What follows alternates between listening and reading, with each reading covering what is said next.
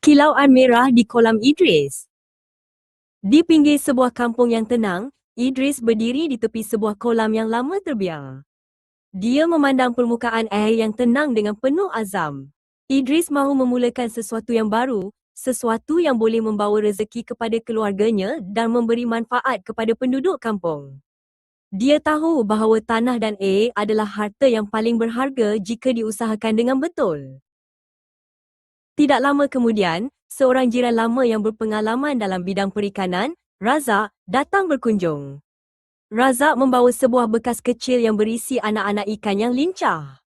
Idris, jika kamu mahu hasil yang cepat dan menguntungkan, cubalah ternak tilapia merah, kata Razak sambil menunjukkan anak-anak ikan yang berwarna kemerahan itu.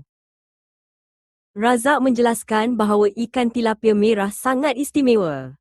Ikan ini bukan sahaja cantik dipandang, tetapi ia juga tahan lasak, cepat membesar dan mempunyai permintaan yang sangat tinggi di pasaran. Ikan ini seperti emas merah di dalam air, tambah Razak dengan senyuman yang penuh galakan. Mereka berdua mula bekerjasama membersihkan kolam dan menyediakan sistem pengudaraan yang baik. Idris belajar cara mengukur kualiti air dan memastikan suhu air sentiasa stabil. Razak menunjukkan cara memasang jaring pelindung di atas kolam untuk mengelakkan ancaman burung pemangsa. Tiba masanya untuk melepaskan anak-anak ikan ke dalam rumah baru mereka. Idris perlahan-lahan mencondongkan bekas plastik berisi anak ikan ke permukaan air kolam. Ratusan anak tilapia merah meluncur keluar dan mula berenang dengan riang di dalam air yang jernih. Idris merasa satu kepuasan yang tidak terhingga melihat permulaan kembara barunya. Setiap pagi dan petang, Idris akan datang untuk memberi makan. Dia memerhatikan bagaimana ikan-ikannya membesar dengan begitu pantas. Setiap kali dia menaburkan pelet, permukaan air akan bergelora dengan ikan-ikan yang berebut makan, menonjolkan warna merah mereka yang semakin terang dan bersinar di bawah cahaya matahari.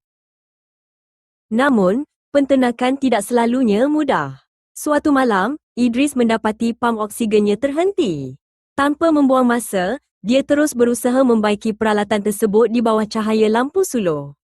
Dia tahu bahawa kesabaran dan ketekunan adalah kunci untuk menyelamatkan hasil usahanya. Selepas beberapa bulan, masa yang dinanti-nantikan pun tiba. Ikan-ikan tilapia merah itu kini sudah cukup besar dan sedia untuk dituai.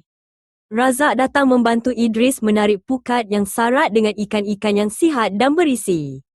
Berat setiap ekor ikan membuktikan bahawa usaha gigih Idris selama ini tidak sia-sia. Hasil tuaian itu dibawa ke pasar tani. Orang ramai berpusu-pusu mahu membeli ikan tilapia merah Idris kerana kesegarannya dan warnanya yang menarik. Idris tersenyum lebar apabila melihat dompetnya semakin tebal. Dia bukan sahaja mendapat keuntungan kewangan, tetapi juga rasa hormat daripada masyarakat sekeliling. Kini, kolam Idris bukan lagi kolam yang terbiar. Ia telah menjadi pusat sumber ekonomi yang berjaya. Idris dan Razak berdiri di tepi kolam yang kini sudah bertambah bilangannya, merancang untuk mengembangkan lagi perniagaan mereka.